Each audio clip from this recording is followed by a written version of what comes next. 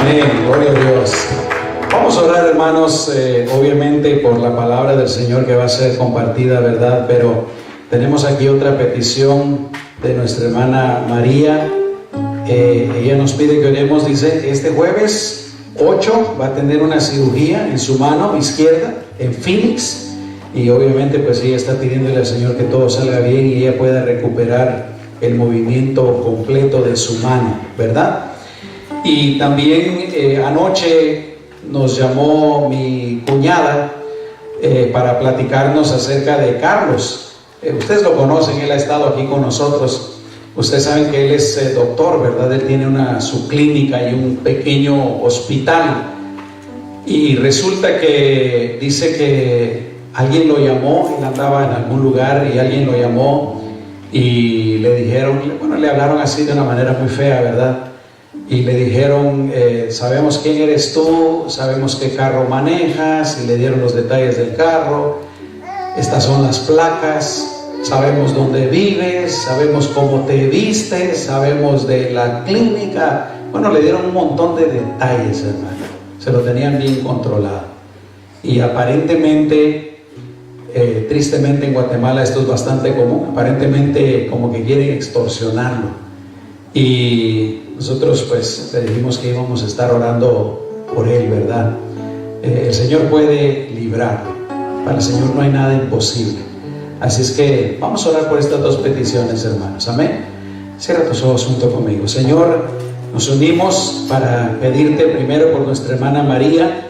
Señor, que esta cirugía que le van a hacer sea un completo éxito, que ella pueda recuperar totalmente el movimiento de su mano y pueda regresar tranquila a su trabajo.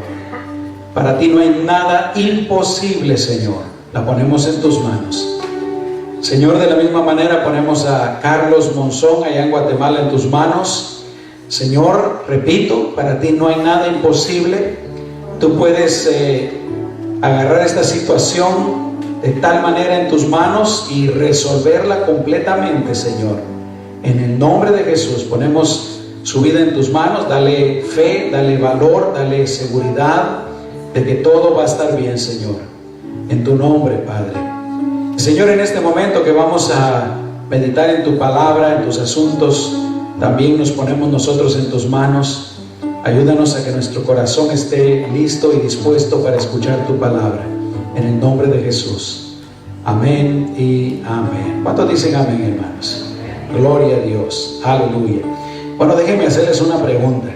¿A cuántos de ustedes se les cambiaron sus teléfonos con la hora de California? Vamos a ver. ¿Ninguno de ustedes? Allá, Arlene. Gracias, Arlene. Hermana Delia, Fernando. ¿Quién más? Amén. Hermano, Dios me los bendiga. Bueno, resulta que yo tengo mi teléfono para que nunca se cambie, según yo, ¿verdad? y nunca se me había cambiado, hermanos. Y esta mañana, pues, algo raro ocurrió, que yo tengo la alarma a las 6:30 y no la escuché, no sonó nada. Pero me desperté en ese momento y miro el teléfono. Y según el teléfono la alarma está sonando, pero no estaba sonando.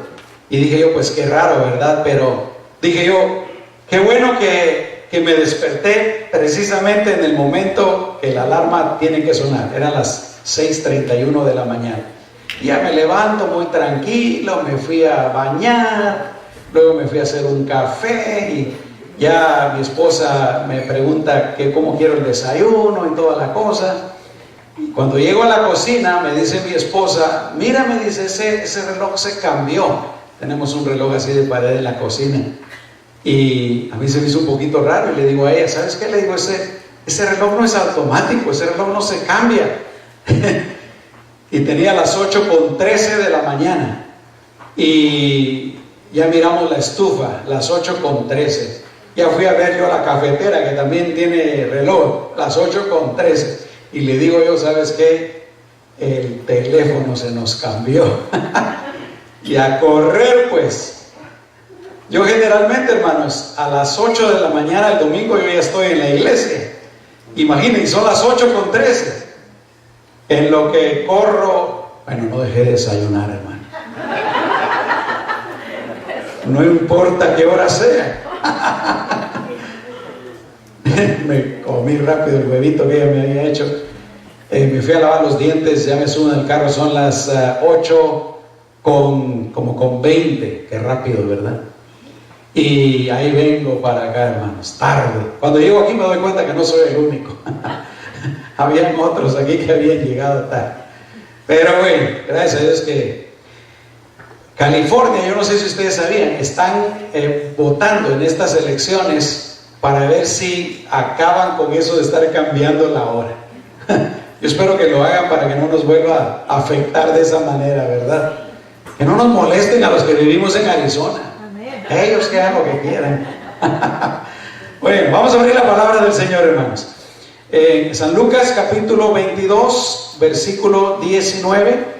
Lucas capítulo 22, versículo 19. Este pasaje está también en el boletín, si quieren leerlo del boletín. Y ahí nos habla de cuando el Señor tuvo la última cena con sus discípulos. Lucas 22, 19. ¿Lo encontraron, hermanos? Dice la palabra del Señor: y tomó el pan y dio gracias y lo partió y les dio, diciendo: esto es mi cuerpo que por vosotros es dado, haced esto en memoria de mí. Lo primero que yo quisiera decir, hermanos, es que cuando Jesús les da el pan a sus discípulos en la última cena y les dice: esto es mi cuerpo, realmente no era el cuerpo del Señor, ¿verdad? Era un pan. Y les dice: esto es mi cuerpo. Cuando les da el vino, realmente no era la sangre del Señor. Aunque Jesús les dice: esto es mi sangre, no era la sangre del Señor. Era un símbolo de lo que el Señor iba a hacer con su cuerpo y con su sangre en sus sacrificios. Pero yo quería hablarles de la Santa Cena hoy, mis amados hermanos, precisamente porque pues hace un ratito la celebramos, y yo creo que vale la pena recordar lo que la Biblia nos enseña acerca de ella.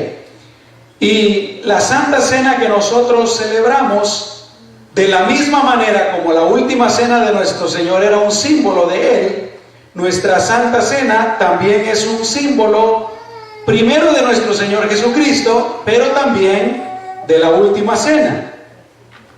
Esa última cena que el Señor celebró con sus discípulos se conoce como la Pascua. Realmente ellos estaban celebrando la Pascua. En inglés es el Passover, ¿verdad?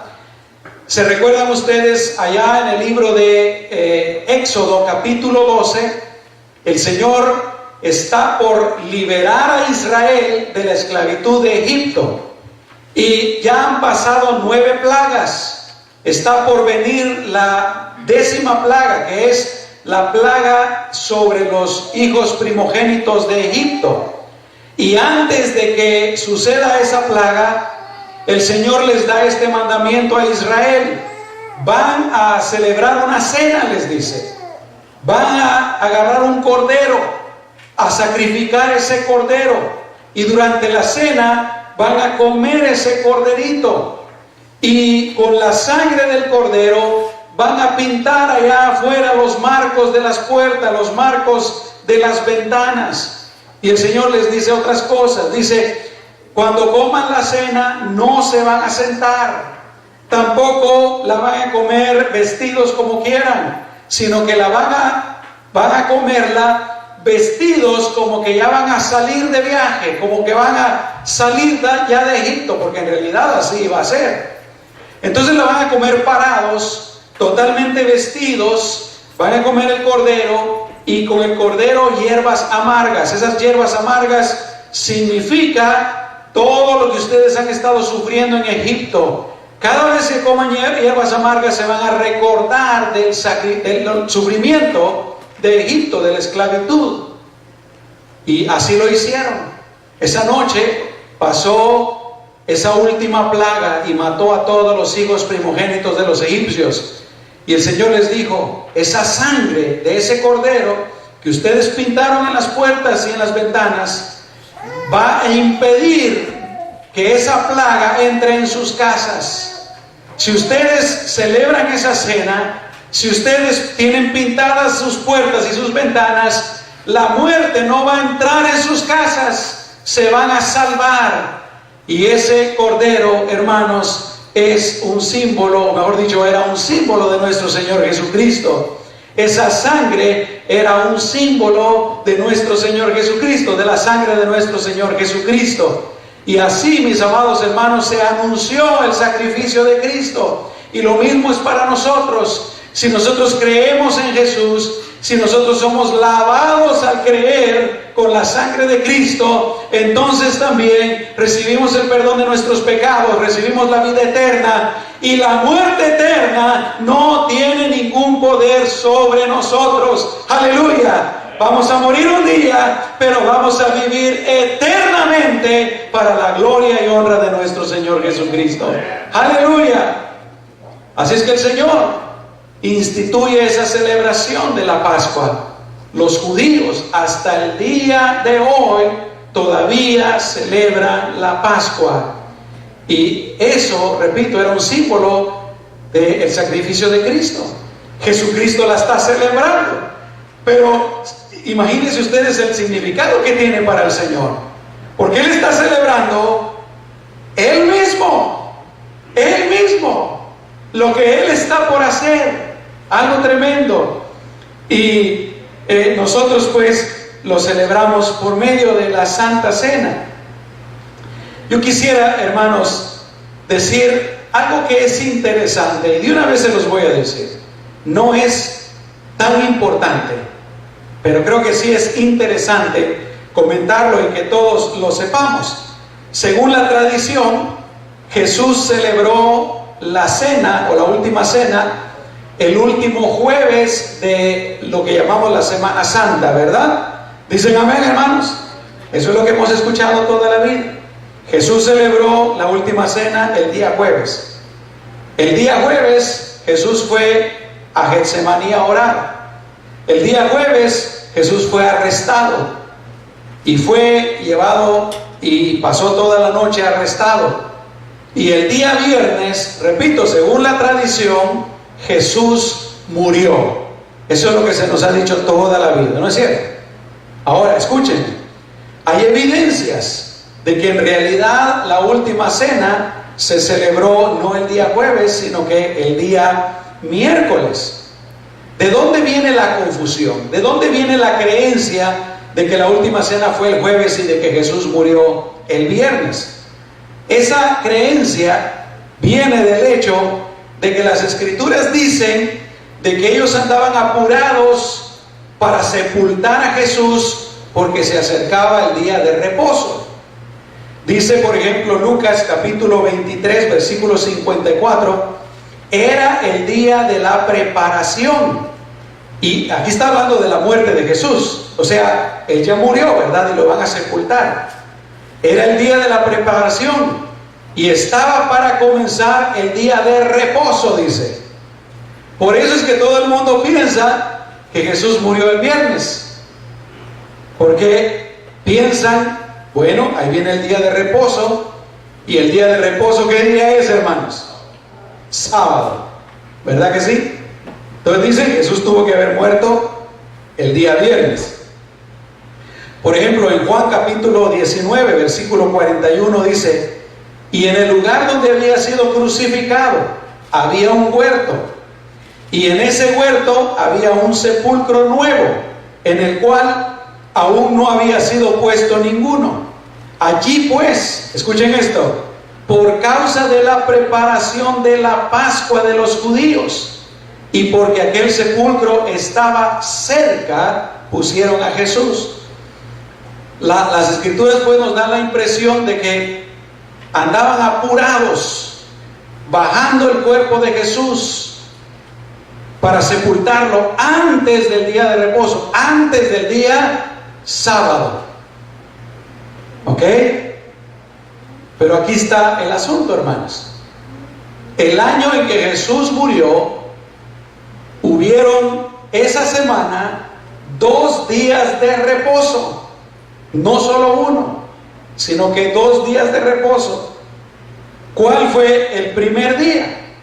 El primer día fue el día de la celebración de la Pascua. Y ese día cayó el día viernes. ¿Me estoy explicando, hermanos? O sea, la ley dice que los judíos tenían que celebrar la Pascua y el día siguiente, o sea, la cena de la Pascua, y el día siguiente era un día de reposo, no tenían que hacer nada. Entonces ellos celebraron la última cena, o sea, la Pascua, el día miércoles, el día, ¿cómo está la cosa? Sí, el día miércoles, ¿verdad? Ya me confundí todo. El asunto está que el viernes era día de reposo, era el día de reposo de la Pascua, amén. Y luego está el siguiente día de reposo, que ¿cuál era? El día sábado. Esa semana hubieron 2 días de reposo en realidad. Entonces Jesús, así está la cosa, celebraron la cena el miércoles, Jesús murió el día jueves. Y el jueves andaban apurados tratando de sepultarlo, porque el viernes iba a ser día de reposo, pero era día de reposo de la Pascua. Amén. Y luego venía el otro día de reposo de todas las semanas, que era el día sábado. ¿Me estoy explicando, mis amados hermanos? Había en ese año 2 Pascuas. Amén. 2 días de reposo, gracias. Una Pascua, 2 días de reposo. Amén. Mis amados hermanos, eso es bien interesante, porque cuando uno entiende eso, eso nos ayuda a entender varias cosas. Estas son, número 1, como ya dije, que la última cena el Señor la celebró no el día jueves, sino que el día miércoles. Amén.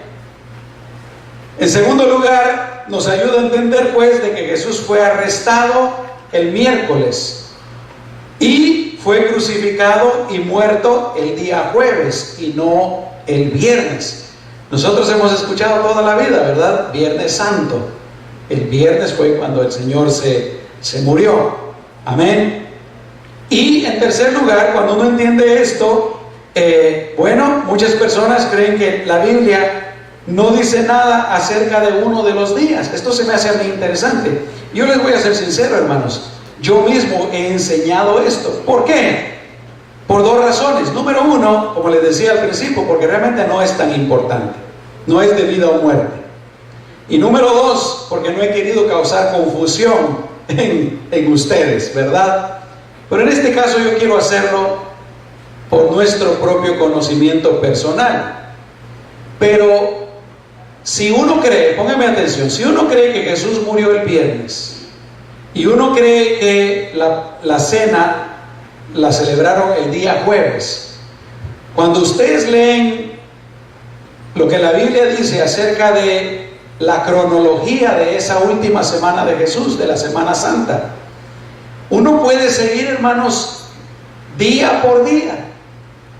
Si tú te pones a leer los 4 evangelios, tú puedes saber con exactitud: estas cosas ocurrieron el día domingo, estas otras cosas ocurrieron el día lunes, estas otras cosas sucedieron el día martes. Esto fue lo que el Señor hizo el día martes. Pero aquí está lo interesante: si uno cree que la última cena fue el día jueves, te das cuenta que la Biblia no dice nada acerca del día miércoles.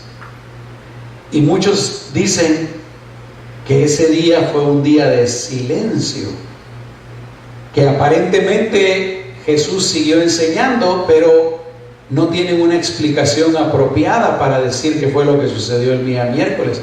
Como que está perdido el día miércoles. Pero cuando uno cree que Jesús murió el jueves y la última cena ocurrió el miércoles, entonces al seguir la cronología de los evangelios, hermanos, uno encuentra cada día. Y lo que Jesús hizo cada día, con exactitud. Domingo, lunes, martes, miércoles la última cena, jueves la muerte del Señor Jesucristo. Eso es interesante. Pero aquí les va la otra cosa. Cuando uno entiende esto que les estoy explicando, entonces las Escrituras tienen sentido cuando dicen que Jesús iba a resucitar al tercer día. El Antiguo Testamento dice que Jesús iba a resucitar al tercer día. Jesús mismo dijo que Él iba a resucitar al tercer día. Por ejemplo, en Mateo 16:21 dice: desde entonces comenzó Jesús a declarar a sus discípulos que le era necesario ir a Jerusalén y padecer mucho de los ancianos, de los principales sacerdotes y de los escribas, y ser muerto, y aquí viene, y resucitar al tercer día. Cuando uno cree que Jesús murió el día viernes, como que las matemáticas no salen bien. ¿Cuántos de ustedes habían pensado en esto, hermanos? Jesús murió el viernes y va a resucitar el tercer día. Sábado, domingo, lunes. Pero todos sabemos que la Biblia dice que Jesús resucitó el domingo, ¿no es cierto? Entonces, son solo 2 días. Obviamente hay muchos que han encontrado diferentes maneras de explicar, según ellos, este problema. Pero realmente el problema no es un problema, hermanos, es sencillo de entender. Jesús celebró la última cena el día miércoles. Jesús murió el día jueves. Entonces sí, viernes, sábado, domingo. Jesús resucitó el día domingo. 3 días. Ahí sí tiene sentido, ¿no es cierto? Ahora, yo les voy a decir claramente, otra vez, hermanos, esto no es muy importante. Y no debemos de ser dogmáticos acerca de este asunto. De una vez los animo, por favor, no se vayan a ir a sus familias y sus amigos y sus compañeros de trabajo, ir a pelear por este asunto. No vale la pena. ¿Cuántos dicen amén? Nosotros podemos seguir creyendo que Jesús murió el día viernes, hermanos, y no hay ningún cambio. Amén. Esto es nada más para nuestra información. Cuándo ocurrieron las cosas no es tan importante como el hecho de que sí ocurrieron. ¿Cuántos dicen amén? Aleluya. Así es que, pero se me hizo interesante y quería compartirlo con ustedes. Ahora meditemos, hermanos, en nuestra Santa Cena, nuestra celebración de la Santa Cena. Tiene 2 propósitos principales. El propósito número 1 es que nosotros, como creyentes, como hijos de Dios, meditemos y recordemos el sacrificio de Cristo. ¿Cuántos dicen amén? Ahora que estábamos tomando la Santa Cena, ¿cuántos de ustedes pensaron en lo que Jesús hizo por ustedes en la cruz del Calvario, hermanos? Todos, ¿verdad? Ese es el primer propósito. Y el segundo propósito, Jesús dijo que anunciemos su muerte hasta que Él venga. ¿Qué quiere decir eso?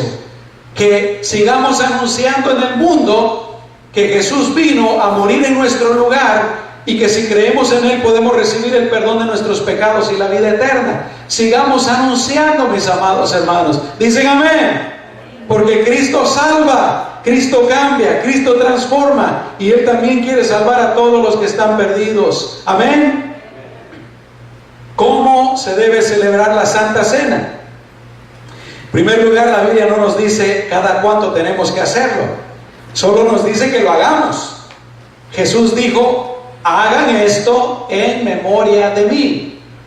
Algunas iglesias, como la nuestra, lo hacemos una vez al mes. Nosotros lo hacemos el primer domingo de cada mes. Hay otras iglesias, hermanos, donde celebran la Santa Cena todos los domingos, una vez a la semana. Hay otras iglesias que la celebran una vez al año o 2 veces al año. Pero tristemente hay algunas iglesias que nunca la celebran también, que se han olvidado de esto. Y yo creo que esa no es la voluntad del Señor. Jesús dijo: haced esto en memoria de mí. Y vemos que El apóstol Pablo en la iglesia de Corintio lo siguieron haciendo, ¿no es cierto? Porque lo que leímos está ahí en el libro de Primera de Corintios.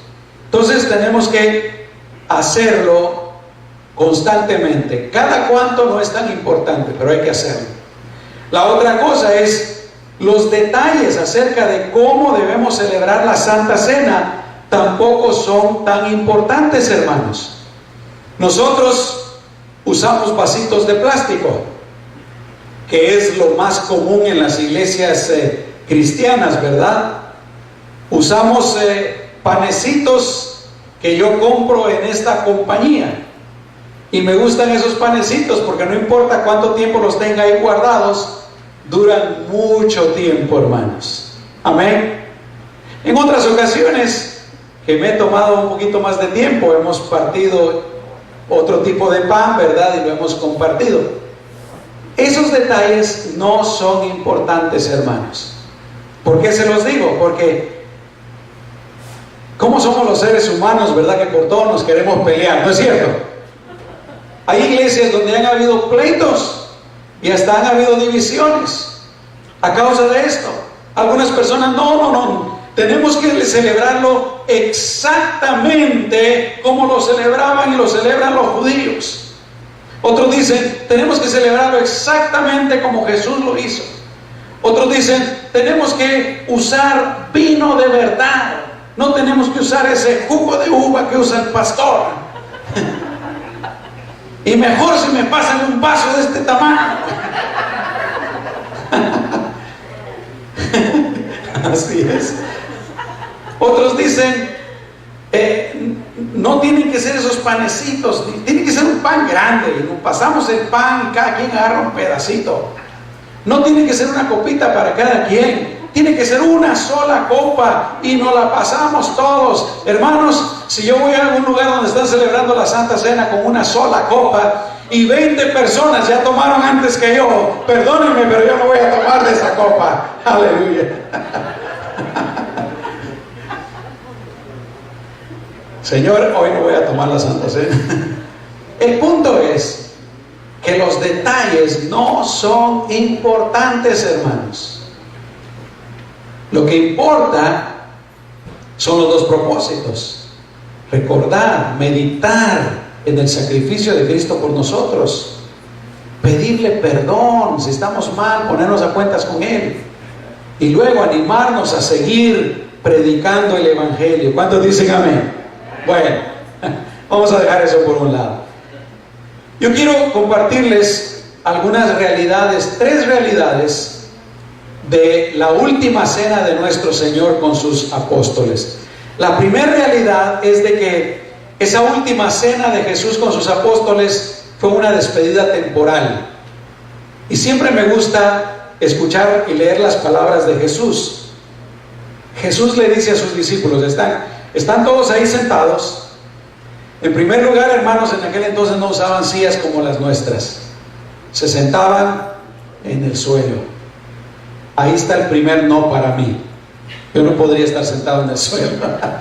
Pero bueno, están ahí sentados y Jesús les dice a los apóstoles estas palabras: cuánto he deseado, miren qué tremendo, cuánto he deseado, dice, comer con vosotros esta Pascua antes que padezca.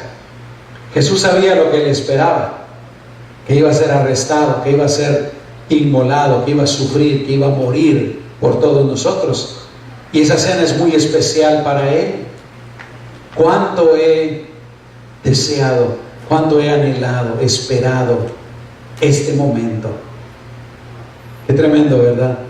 Y yo cada vez que voy a tomar la Santa Cena, hermanos, yo me recuerdo de esas palabras y yo me digo esas palabras para mí. Como que el Señor me las estuviera diciendo: William, cuánto he deseado comer esta cena contigo. Para mí la Santa Cena, hermanos, es algo muy especial. Y yo quiero invitarles a ustedes, si no lo es, para que cada uno de ustedes haga de la Santa Cena algo verdaderamente especial, ¿verdad? Pero digo que era una despedida temporal por 3 razones. Número 1, Jesús iba a resucitar y al tercer día los iba a volver a ver. Entonces era una despedida temporal. Número 2, porque Jesús se iba a volver a despedir de ellos. 40 días después, Jesús iba a ascender al cielo.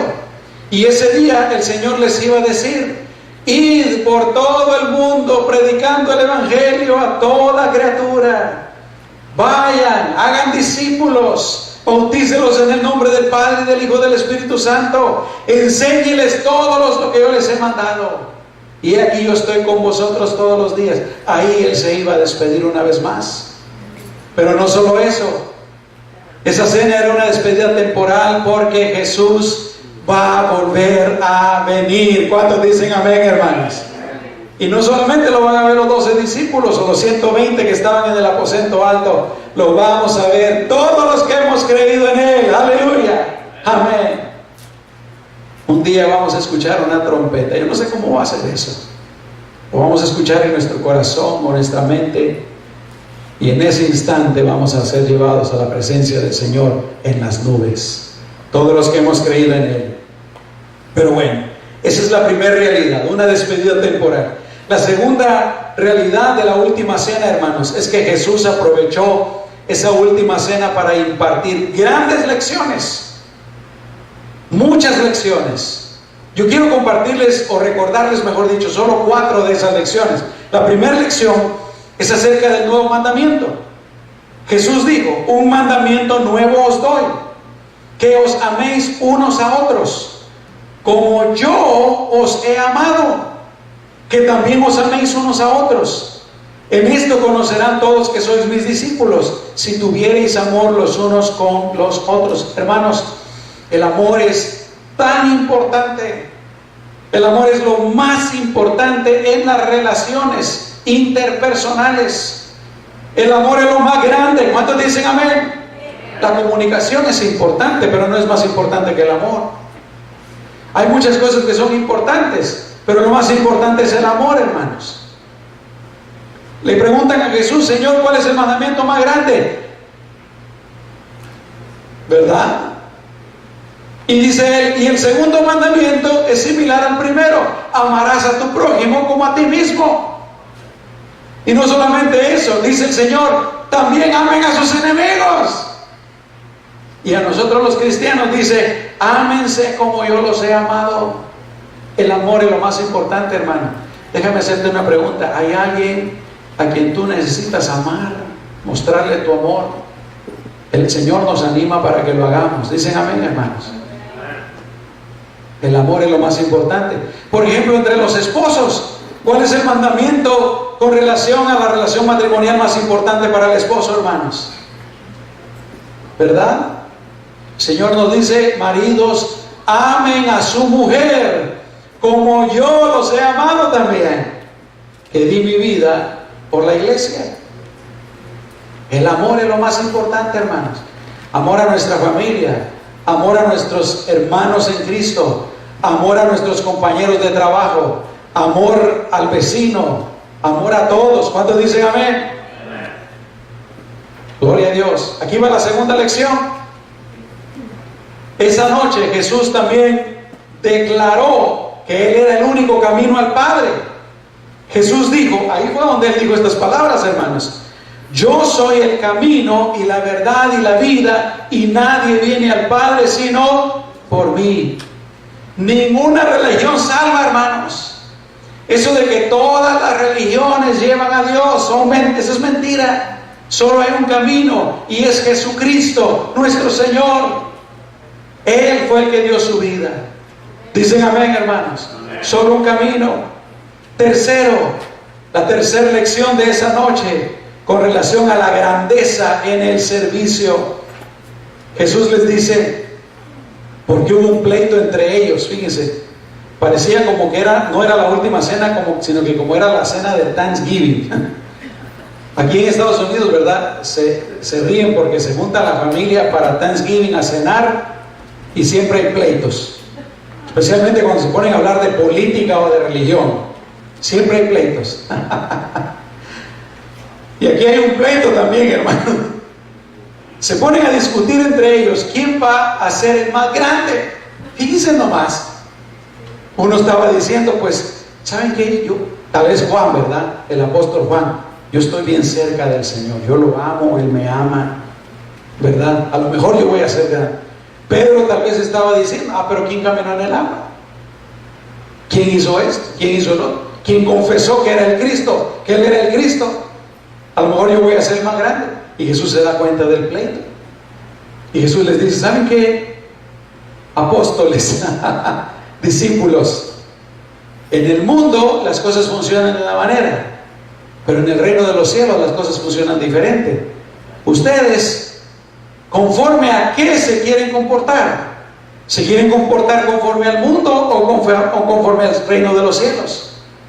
En el mundo, dice el Señor, son los reyes, los presidentes, los políticos, los militares, los líderes religiosos, los ricos, los que tienen poder y autoridad sobre el mundo, y la gente equivocadamente los llama a ellos bienhechores.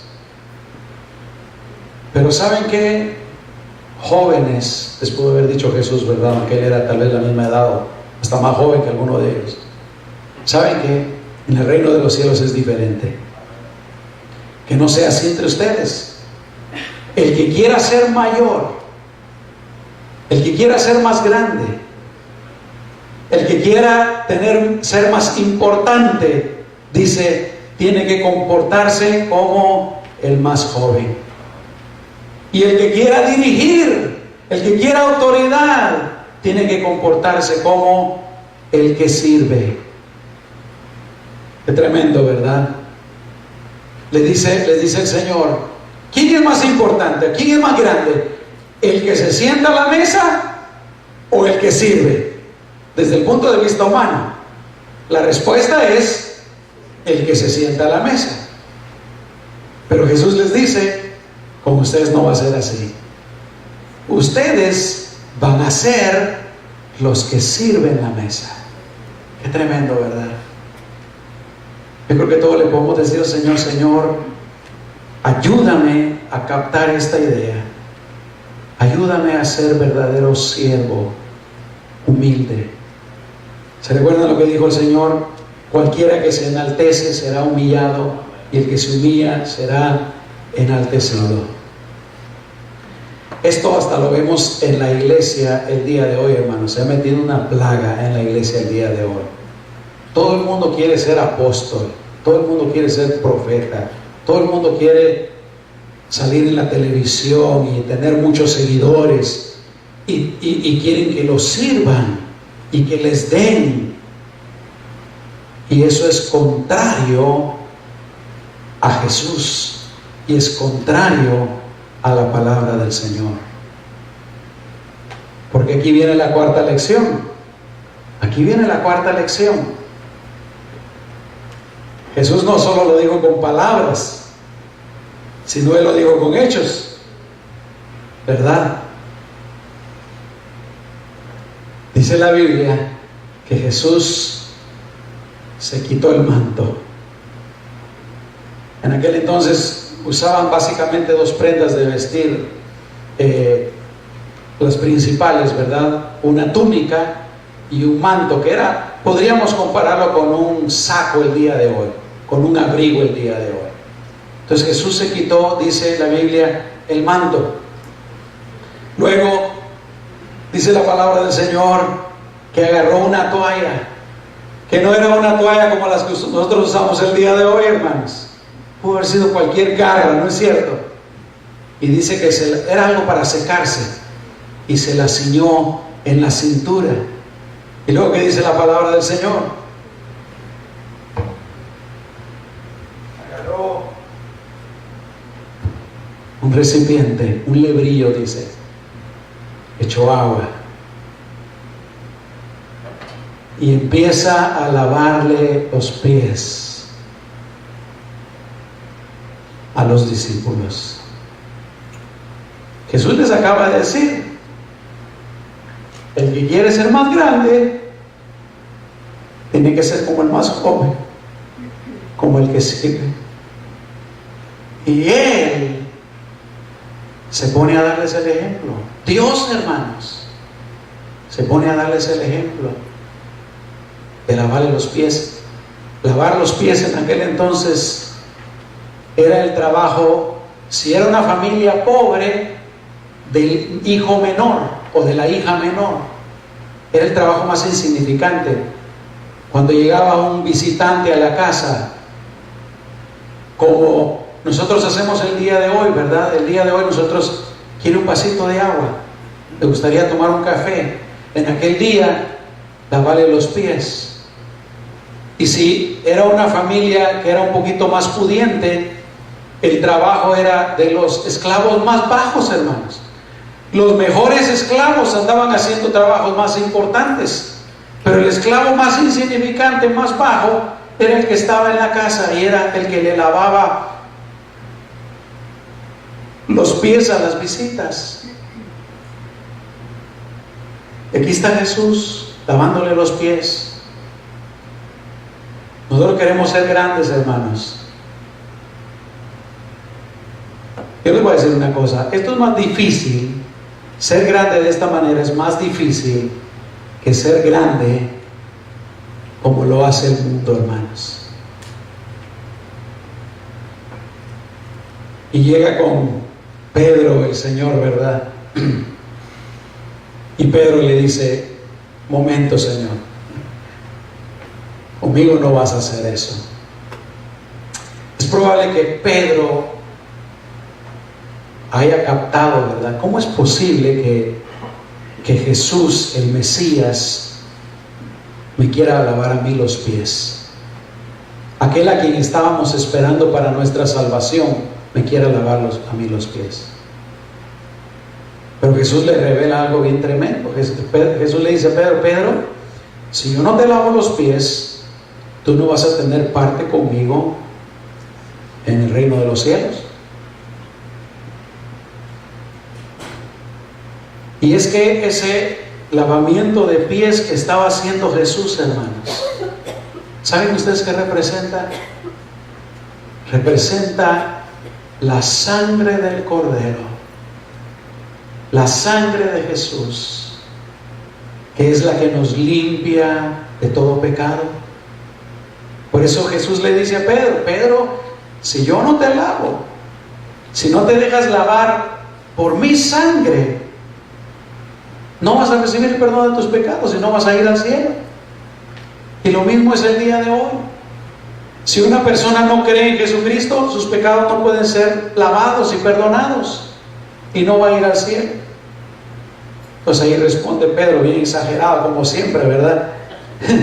Bueno, Señor, entonces no me laves solo los pies, báñame todo de una vez. ¿Verdad? Pero fíjense qué lección tan grande, hermanos. Y nuestro papel es lo mismo: servirnos unos a otros con humildad, hermanos. ¿Cuántos dicen amén? Eso va en contra de la naturaleza pecadora, hermano, porque la naturaleza pecadora es la que sale en nosotros y dice: a mí nadie me va a humillar, a mí nadie me va a hacer de menos, a mí, y nos queremos levantar, ¿verdad? Yo, mis derechos, yo aquí, yo allá, a mí nadie me va a humillar. Esa es la carne, hermanos. Es la carne, es el pecado. El Espíritu de Cristo es el que sirve y se humilla. Pero nosotros también tenemos que lavarle los pies al mundo, hermano. ¿Cómo? Compartiendo el Evangelio. Compartiendo el Evangelio. Nosotros permitimos que la gente crea en Jesucristo y sean lavados con la sangre de Cristo también. ¿Cuántos dicen amén, hermano? Este próximo domingo tenemos nuestra convención misionera y vamos a tener la oportunidad de seguir apoyando y cumpliendo con la gran comisión. Gracias a Dios por eso, hermanos. Amén. Pero que estas lecciones queden sembradas en nuestro corazón, hermanos. Cristo viene. Cristo nos manda a amarnos y a servirnos los unos a los otros. ¿Cuántos dicen amén, hermano? Que así sea, ¿verdad? Cierra tus ojos. Gracias, Señor, te damos en esta mañana por tu palabra. Ayúdanos a vivirla, Señor. Ayúdanos a no solamente a saberla, pero a vivirla y a cumplirla, Señor. Gracias por haber dado tu vida por nosotros. Gracias por tu amor y por tu misericordia. En el nombre poderoso de Cristo Jesús. Gracias, Señor. Amén y amén. Quiero terminar con esto, hermanos. ¿Saben qué fue lo que les dijo el Señor a los apóstoles cuando Él termina de lavarle los pies? Les dice: si ustedes saben estas cosas, pónganme atención, si ustedes saben estas cosas, bienaventurados son si las hacen. No dice, son bienaventurados si las saben. No dice. Dice, es bueno que ustedes sepan estas cosas, pero van a ser bienaventurados si las hacen. Literalmente, si sabéis estas cosas, bienaventurados seréis si las hiciereis, dice el Señor. Para el Señor sea toda la gloria y toda la honra, hermanos. Dios me los bendiga. Que la paz, que el amor y la presencia del Señor siga llenando sus corazones, hermanos. Dios me los bendiga a todos. Amén. Amén.